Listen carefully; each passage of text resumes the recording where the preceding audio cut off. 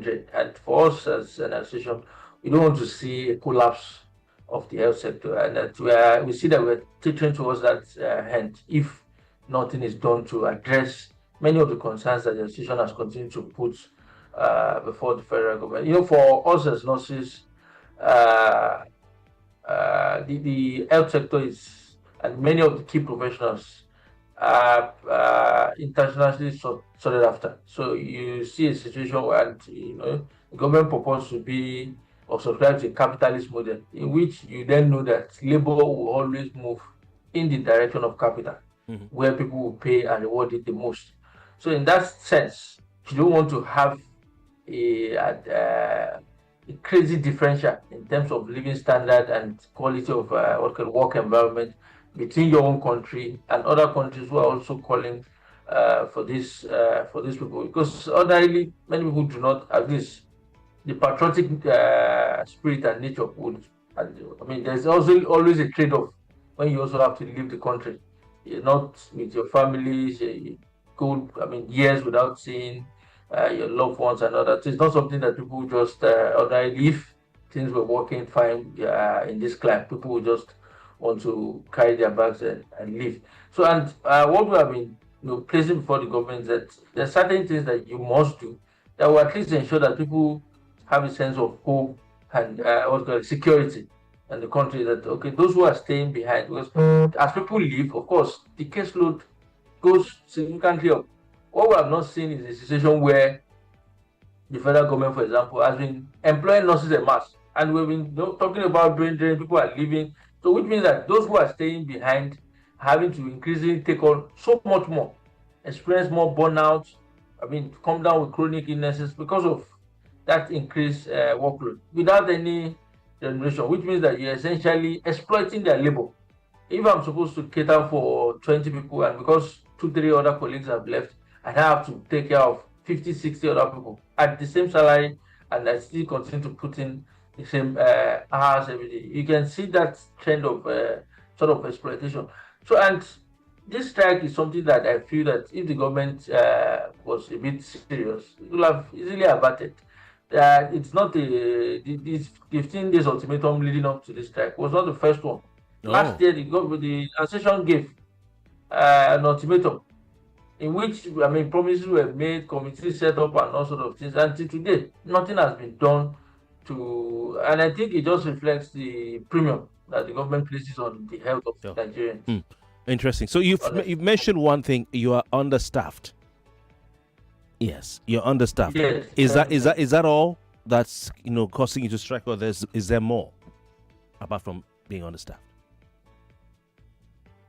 No, that's not just the situation. What we also, of course, see is that the remuneration that I've mentioned, there's issue of scheme of service, there's the issue of the fact that sometimes in 1981 there's an award that was granted to nurses that made nursing recognized as a profession within the country, the IAP award of 1981. Okay. And in that award, there are certain things that were granted to the profession that, unfortunately, more than 5 decades later, we are still trying to implement some of those things. And you see that sometimes in the list of demand, one of the issues is the scheme of service, which was also granted by that award. It was until 2016 that scheme of award eventually came to be. Sorry, for those who are not in your field or in the civil service who may not know what you mean by scheme of service, what do you mean by scheme of service? For those who don't know what you mean. The scheme of service is what states exactly the career structure, the job description, and how people progress within the service. So, and of course, when a profession becomes recognized as a profession, the government then creates and gazettes a proper scheme of service that captures everything within that profession, how it's supposed to move within the service. Of course, and these are things that guarantee how you come in, where you come in, what roles and responsibility, and all what have you. So, but for the fact that it took us so long to even get to that point, and since 2016, when this scheme of service was eventually approved by the National Council of Establishment. It is yet to be gazetted by the federal government, even as we speak. And he, in fact, took the association going back to court, the National Industrial Court, to reaffirm that award in January 2012 for us to get to this point. But here we are again, we have seen. Another thing is that, for example, in the Federal Ministry of Health, one of the things that the award granted is that there should be a department of nursing, a directorate of nursing. And you understand that nurses are at the Ministry of Health. Yes, at the Ministry of Health, Federal Ministry of Health, are the largest professional group. More than 50% of health professionals within the health sector are actually nurses. But what we find today is an operation in which there's no directorate of nursing, and the director of nursing, in fact, has to report to another director, which ordinarily is also an operation within the public service. So sometimes you look at that, some of these things are very low-hanging fruits that do not even need any huge financial whatever, that can demonstrate the commitment the government has towards the profession.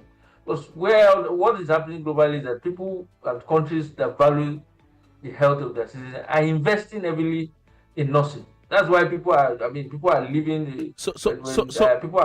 Yeah, Oloruntoba, what's the issue with the scheme? You have the scheme of service, right? What's your problem with the scheme of service as it is presently constituted? No, so I said they had approved the scheme of service, but it now needs to be gazetted because the federal government has to, for it to take that full. And like I said, some of these things are really low-hanging fruits that if government wants to demonstrate a bit of seriousness, there are things that can be promptly addressed or could have been promptly addressed. But what I just feel, or what we feel is being demonstrated, is that the government does not just have enough commitment. Both, not just to nurses, to the health sector. Okay. So is it just about this track? Is about you're understaffed. You don't have enough hands, enough nurses in the hospitals, federal hospitals. And then number two, you want your the scheme of service to be gazetted. Is that all? Yeah, of course. Are there other demands? No. Beyond that, beyond that, there is also the concerns of the underfunding of the health sector, the provision of equipment. Because, the issue is that people do not want to continue to practice in this kind of where, nurses are almost known for improvising things. Things that have not been provided, that you have to find a way to get this. I mean, taking pictures in from many of our empty wards yesterday, you could, of course, visibly see the reason for the strike. Because you see the poor state of the infrastructure, where people have to, the kind of practice environment people have to work in, the kind of archaic equipment they have to work with. And of course, the health budget of the country already tells the story. The fact that we are budgeting about 4.7% of our budget as against the recommendation of 15%, which ordinarily with the neglect that has happened over the years, we should be aiming for even more. So are you saying, because now you brought in equipment and welfare infrastructure that will be of benefit to Nigerians, not just to you nurses now, whereas some think, this is about your welfare, your pay, your take home and your allowances, which is okay, there's nothing wrong there.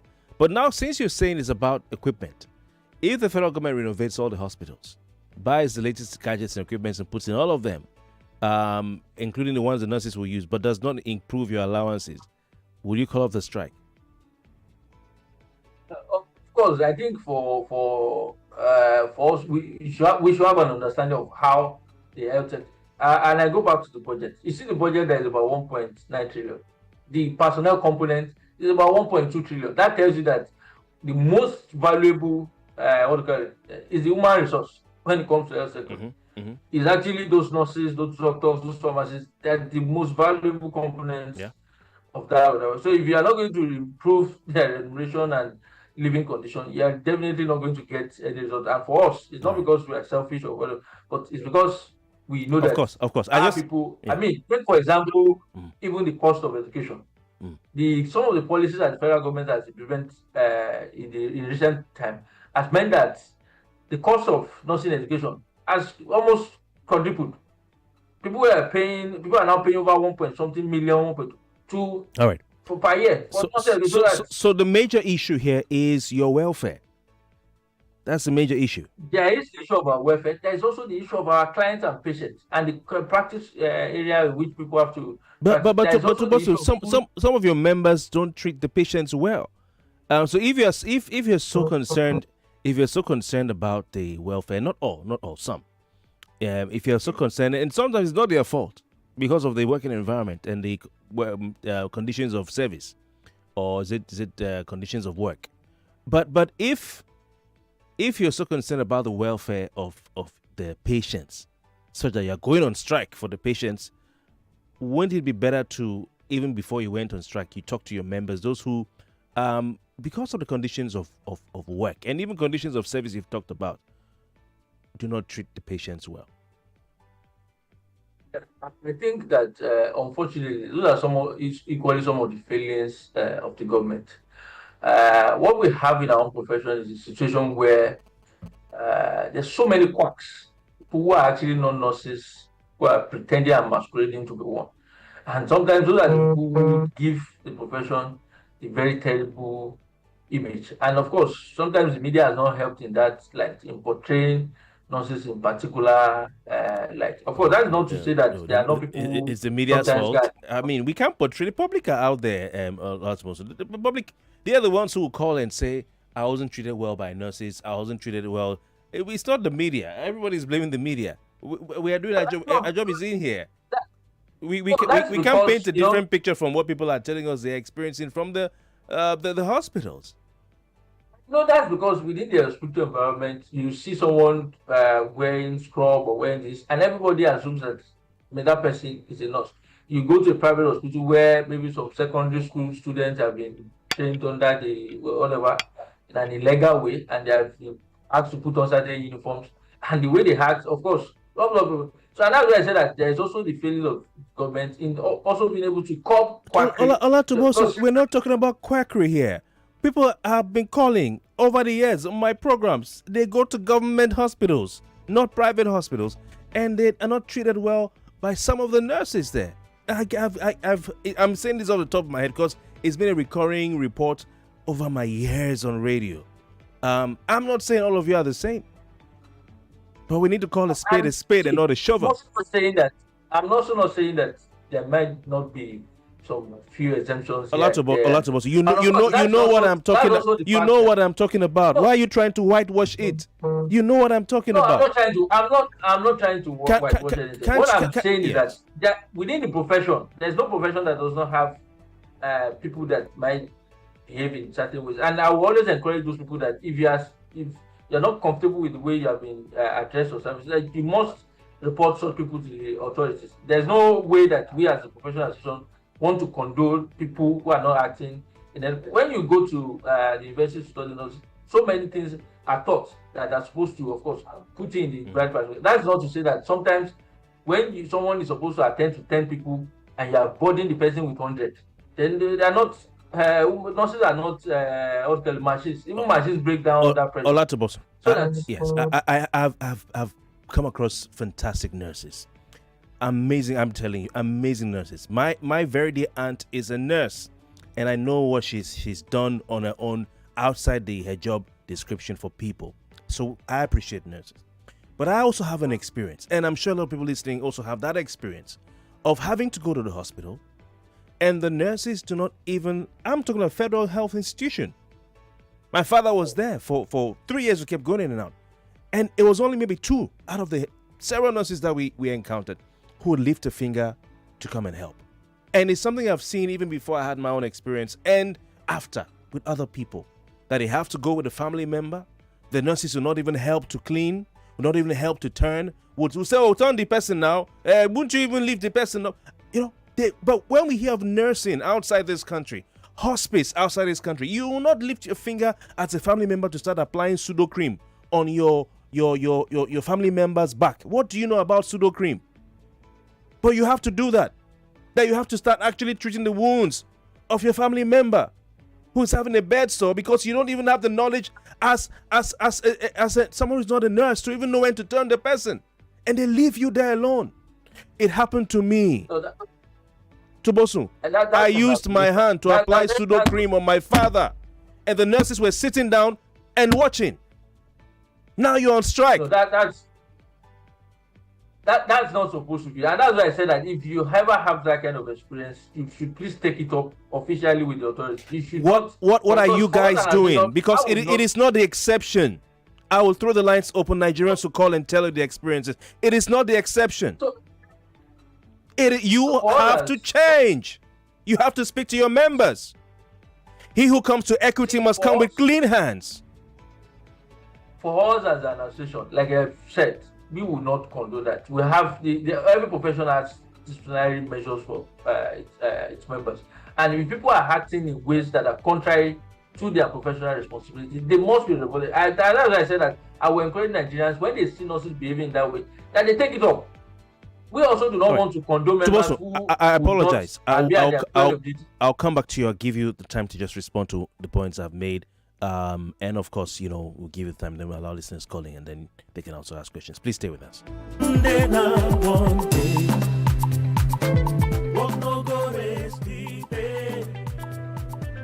You still fit go on holiday, make you know they complain. Retire in grand style, make it worth your while. Choose a partner that won't stress you out. Let's shape your future. Access ARM is working for you. Access ARM is investing for you. To live a life that you dream for you. We don't go for your hand. Let's help you shape the future you deserve. Access ARM Pensions. Future shaping. Is that Alfie playing football in the rain? It's Toby Chio. My goodness. When did he grow up? That's it with kids, so. It's amazing how your child grows up before your eyes. Enable their thriving development with the new NanKid 4 with HMOs to support your child's development, probiotics, and high-quality proteins to support age-appropriate growth. NanKid 4. Nourish your child's potential. Hi, this is Nene from the boat safety team. You can't see us, but we're right here with you on every boat ride. To your left is the ride insurance team. We insure your ride as soon as your trip starts. To your right is the record audio team. We keep a recording of your trip for 24 hours in case you need it later. And behind you is the customer support team, ready to chat 24/7. We're the boat safety team, by your side on every ride. Start your day and have a good time. Kivo Krima, Where you need to have the break time. Kivo Krima, If not tea, Papa Garita. Kivo Krima, Kivo Krima. This is a special news update. The federal government of Nigeria, through the Ministry of Finance Incorporated, has launched the Ministry of Finance Incorporated Real Estate Investment Fund, MREIF, also known as MRIF, a private sector-led initiative managed by ARM. The goal of MRIF is to make owning a house a reality for more Nigerians, offering affordable mortgages of up to 20 years at a fixed interest rate of 9.75% per annum. For more information, visit any of the participating banks listed on the MRIF website or apply at www.mreif.com.ng.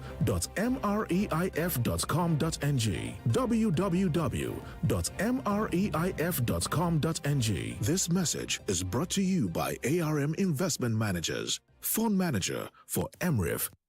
Little body, big moves. Little brain, big learning. Your little child is eager to do big things. Every sachet of Cerelac Junior comes with the nutrition they need: natural grains, protein, and iron to support their physical growth, learning, and development. So you can fully enjoy your little one's big moments of growth.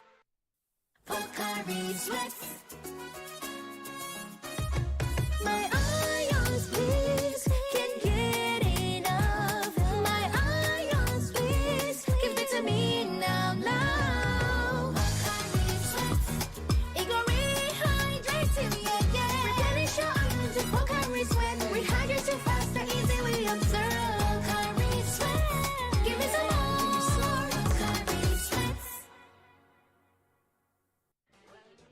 Honey, you know you've given us everything, but there's something you're forgetting. Another school fees? No, AXA Mansard International Health Plan, IMED. Insurance? Babe, you know we can handle any medical bills now. IMED isn't bills, it's peace of mind. With IMED, we get hassle-free quality care at 1.9 million medical facilities and access to over 1,000 premium airport lounges worldwide. It's premium healthcare for our kids, for me, for you, and even our parents. Visit www.axamansard.com or call 0700 AXA Mansard to get started. Terms and conditions apply. AXA, know you can. There is something about good news. You can't keep it to yourself. Guys, it has finally happened. There is something about joy. You can't keep it to yourself. And there is something about the rich taste of Lipton. You can't keep it to yourself. When you get something you enjoy, you share. Lipton Yellow Label. Tea so good, you want to share. It's amazing how your child grows up before your eyes. Enable their thriving development and the care they need with the new NanKid 4 with HMOs to support your child's development, probiotics to help your child's digestion and development, and high-quality proteins to support age-appropriate growth. And all of these work together to support your child's development and growth today and tomorrow. NanKid 4. Nourish your child's potential. I don't know, man. These days, all you hear is save, invest, save, Wait, how do you guys find this money? Is it not someone that is settled that will have money to save and invest? And even if I manage to invest or save, the interest rates are so low. And one can lose money in all these crypto, NFT, blockchain, and so on. Introducing Fund 724. It's a simple solution to all your money goals. With as low as 1,000 Naira or that urgent 2K in your pocket, you can start saving with Fund 724 and earn solid returns on your investment. And you can withdraw your money from your account for free. Anytime you like, just dial *724# on your mobile phone and follow the prompts. Oh, so no need to download an app or join a long queue, huh? Dial *724# now to get started. Fund 724 is available 24/7. Guarantee Trust Fund Managers is a subsidiary of Guarantee Trust Holding Company PLC and regulated by the Securities and Exchange Commission. 99.3 Nigeria Info, your number one station for talk. Let's talk. What is health? It's more than the absence of illness. It's the state of complete physical, mental, and social well-being. But let's delve deeper. Health is the heartbeat of life. It's the rhythm that keeps us moving forward. The pulse that echoes our vitality. It's a symphony of balance and harmony, resonating in every aspect of our existence. Health is a silent conductor, orchestrating the dance between the body and mind. It's the energy that propels us towards our dreams and aspirations. It is the foundation upon which we build our futures. So, what is health to you? Join me, Kofi Bartels, this and every Thursday for Health Thursday, 8 a.m. on the Morning Crossfire as we explore important issues affecting your health. Only on 99.3 Nigeria Info. This is Morning Crossfire on 99.3 Nigeria Info.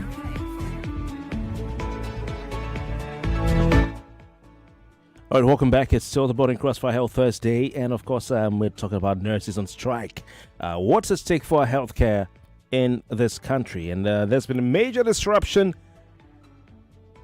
which has slammed Nigeria's public health system as nurses are on strike. They began their strike today, it's 30th, midnight of 29th July 2025, led by the National Association of Nigerian Nurses and Midwives, whose official we have with us on the program today.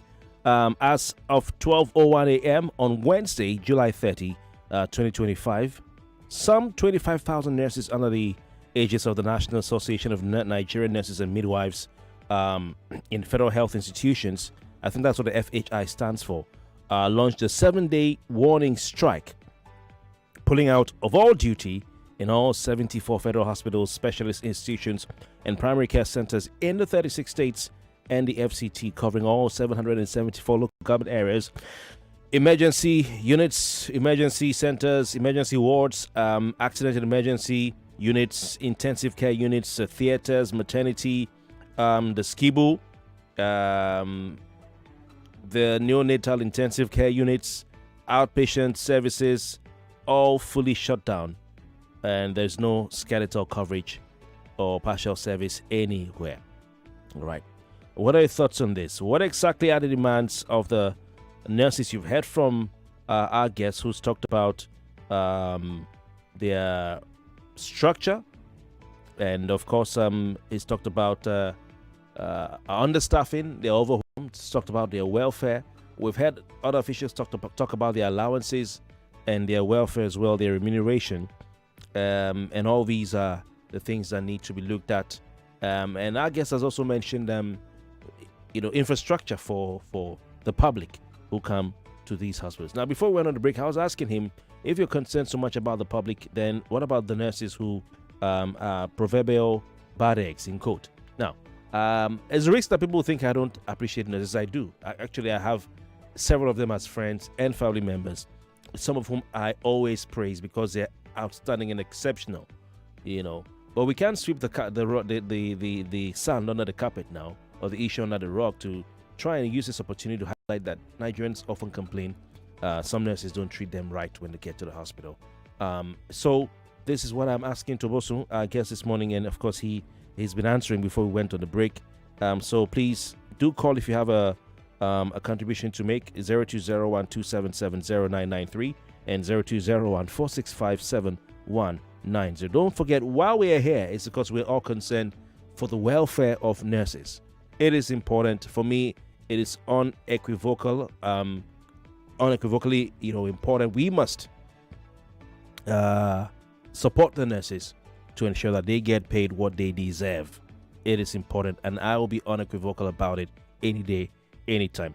Oloruntoba Odumosu is the State Secretary of the National Association of Nigerian Nurses and Midwives, Lagos State Council, and he joins us via Zoom. Oloruntoba, please go on. You were responding to my rant, so please go on and listening to you. Yeah. So I was just trying to make the point that sometimes for us as nurses, we are the front-end facing of the health sector, and many people who interact with the healthcare system have more time spent generally with nurses. So it's easy for people to form certain opinions. When you go to other people, maybe you just go to the pharmacy, buy drugs, and leave. You see the doctor for a few minutes, and then you leave. But for nurses, in there 24 hours, sometimes the patients are there on the ward with you and everything. So, and within those hours, I mean, there are acceptable times that the patient gets to you. And that's why I was making the point that when we have to also assess and look at these things from the point of view of the experiences that nurses themselves are having. When you're talking about the caseload and workload that you have to deal with, or of course, you're talking about welfare issues and frustrations of nurses. But like I said, our people continue as much as they can to be professional in the way they practice. And that for us as a profession, we also do not, because that you have been trained to handle some of these pressures. Well, like I also mentioned, that if you now overburden the system, then it will break. The nurses are not machines; they are human beings. All right. Like you and me. So but even when there are those feelings, that you have the right to report to your authority if you are not getting the kind of care that, because it's dangerous. It's when people now have to take on nurses' responsibility, and that's one of the reasons why we're on strike. We need. I mean, you should already think that we imagine that with the kind of attrition that we're experiencing within the profession, that employment should be going on en masse. But I don't see that. But is that understaffing the issue? Because this is about one of the few countries in the world, or let me say maybe it's an African thing, where when your relative is admitted to the hospital, you have to go and sleep there, or you hire someone to go and sleep there to nurse them. To nurse them. Now, I understand when you talk about the overburdening. I understand it, because of course you can't do everything you break down.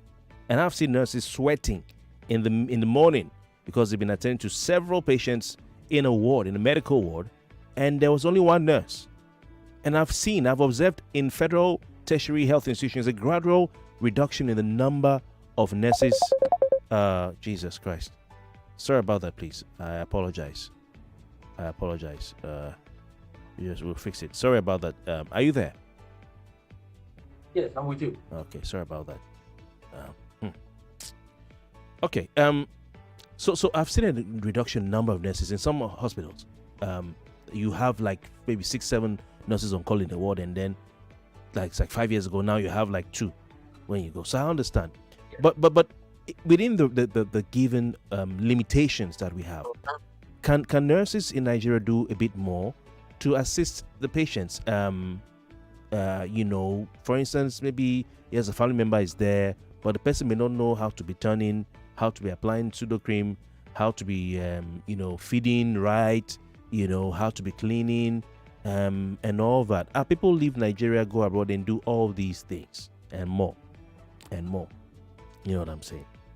I mean, of course, I think that also you have nailed the point. I mean, these same people that we talk about, that this and that, they leave the country and they are applauded as being professionals, and we don't get an unusual report about malpractice or things from them, which shows that when you provide the right infrastructure, you provide the right work environment, you pay people and reward their labor properly, people would also have the incentives to do so much more.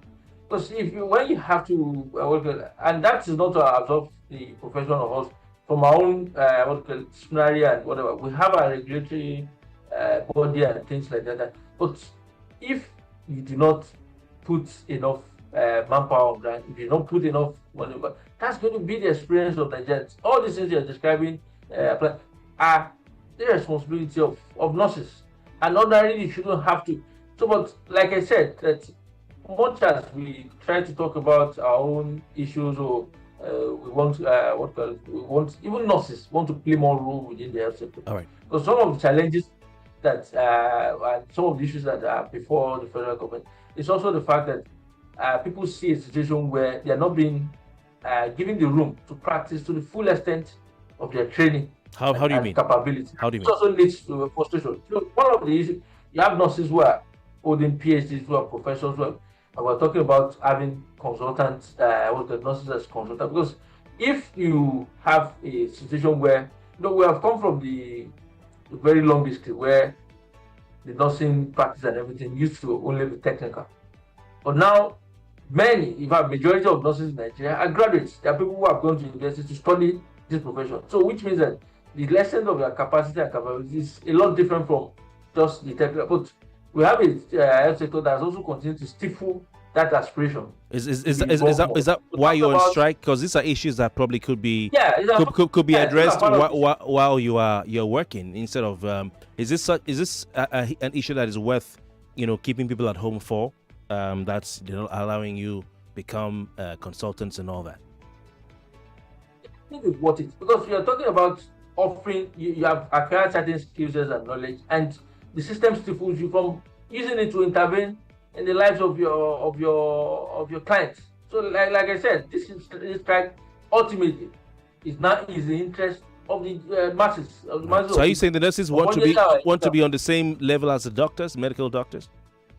It is not about being on the same level as doctors. It is that within our own area, where people have acquired so much knowledge, there must be reward systems that reward that acquisition of knowledge. If you have a master's degree in the profession, you have a PhD degree in the profession, there must be a way to reward that. You can't expect that people go to spend so much acquiring these skills, one, they are not allowed to bring these skills to forth. Second, the system has no way of rewarding that academic and clinical skill accomplishment. And these things must be built in system that ensures that people can. Yeah. Oloruntoba, I tell you what, I always tell people, I always say this, because I had several years in and out of hospital, for family, and friends and all that. I always say this, that I know the federal health system fairly well. There are some things, and I'm saying this at a risk to annoy some doctors. There are some things that some nurses know how to do better than doctors. I lie? No, it's the truth. Of course, because of it's the truth. In fact, many doctors also confirm that certain skills they learn What got it from them? So from nurses, I've been in scenarios where there was a procedure or something that was meant to be done. Maybe a tube passed through someone, and all the doctors that we were calling, because now federal hospital you have to be, I beg, come and help us now, doctor. This is me, or can you come? They all could not do it, and the nurses were declining. So my friend nurse said, "Tell the nurse to do it." I said, the nurse is saying we should go and call the doctor. He said, "No, tell the nurse she can do it. There's no doctor here. No one is." Still, we had to get this nurse, senior nurse. And what the doctors, maybe they are young doctors, maybe they are still, growing and improving, could not do. One hand. To what I'm telling you, one hand. She passed this tube through the patient. One hand. And yeah. And then my friend say, see, we stay with doctors. We've been with the old doctors, So over through the years, what we're going through is like training, It's like training. And I had a nurse friend who the doctors, the surgeons always wanted him in the theater. They always wanted him in the theater, and they said, see, this guy, the training he's gone through is good enough to have him in the theater, with us and all that. So you nurses, you do a lot. You do a lot. You know a lot actually. Yeah, I mean that's the truth. That's the truth. But of course, when you have so much skill set, and then there are red tapes that prevent you from intervening in critical situations, it can lead to a lot of frustration within the system. So you hear all sort of absurd things that you wonder, like if someone has gone through this 5-year training program in the university, has been exposed to this large body of knowledge and all that, and then you get into the practice environment. There's so much restriction in what you can do and intervene. It leads to a lot of frustration, and that's why I keep saying that people want to sometimes not just even just the regulation, but it's also the stifling practice environment. That there's need for us to put the patient at the center of these issues. Yes. And I think that's what our association is doing. That it's not about the just protecting some professional groups and things like that, and which leads to a sort of a zero-sum game. But it's about putting the patient at the center of this issue. Yes. What are the issues? What are the things that we can do more? What are the things that we can? And I think that is at the center of all this call for consultant status and all this. Because now in international whatever, you see advanced nurse practitioners who are able to prescribe, who are able to do this. Yes. But our own laws remain the way some of them 40, 50 years they have remained exactly the same. And you see that, like I said, the profession has progressed over the years. We didn't used to have so many doctors, professors in nursing. You have so many people with master's degrees in the profession. So that if we are building this capacity, why are we underutilizing it? Why are we forcing people at the detriment of human lives? We're talking about, because brain drain is not only affecting nurses, but it's also affecting doctors, it's affecting pharmacists. So that if people have acquired this skill set, why are we putting stumbling blocks in the way of other people? And because it also causes the issue of remuneration. If I'm allowed to do more and provide more value, then it gives me room to request for more reward. But when I have those skill sets, you're preventing the delivery of more value. It also means that you do not want people to also get rewarded for. So you look at years of education that you are putting, and then you're seeing that you commensurate with reward. You look at how much money people have spent to acquire these skills, how much risk, traveling, things like that, to acquire these skills, and they are frustrated in being able to intervene. You're looking at a patient, you can do this, but you can imagine the situation you also described now. So that person knew all along that you could do it. So certain nurses should be allowed to arise to certain levels of the profession and in rank in the service based on their education and years of experience, and they should be empowered to intervene, especially now when we don't have enough doctors. I've seen it happen in other parts of the world where they enlist nurses to do some of these high-end interventions because of lack of hands. As long as you're qualified, you can go and do it. And I know that's what you guys are also looking at as well. And let's talk about remuneration. How much is the average nurse paid, in the federal civil service today per month? So it depends on what level you're coming in. But of course, you can be sure that if you're coming as a RN, you're earning maybe less than 150,000. That's the lowest level? And that's yes, if you're coming at an RN, less than that. Registered. So that's what, yes. So give us a range from level to level, just maybe something, And so, another thing I think we must conceptualize is that only a small percentage of nurses actually work within the government setting. And if also we're talking about federal. Yeah, but let's know how much are you paid? Yeah. That what is obtainable within the federal government, of course, going to be different. So people have never implemented 18,000 minimum wage. So you can imagine so that if I give figures, it does not also. No, I know. But just give us how much are we from level to level? Yeah. Yeah. So it's graduated. If someone comes in on grade level 8, eventually they take home probably a little above 100, and then you can just begin to add about 20, 25 across like 9, 10, like that. For those who are graduate nurses coming on grade level 10 now, something approaching about 200 will be what take home.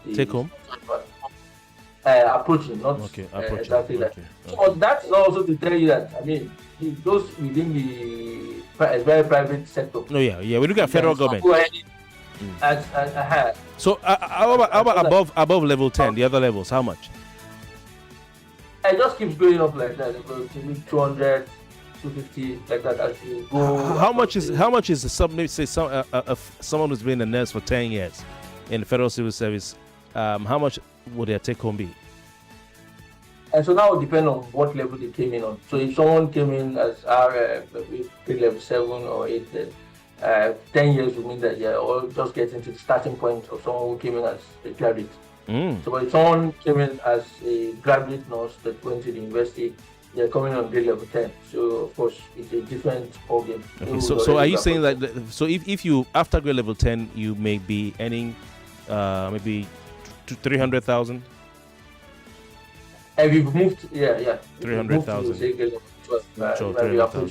300,000. Okay. If you've gotten promotions, not when you're just getting the appointment. We've enjoyed some promotions over the years. Okay. All right. Anyway, how much is the highest level nurse earning per month take home? I wouldn't know exactly the figure now. But you're the secretary. I wouldn't want to mention any figure that would throw anything up. All right. Okay. Right. I don't know why I've not been seeing calls. I guess maybe there's an issue with the line. I'm just gonna minimize this.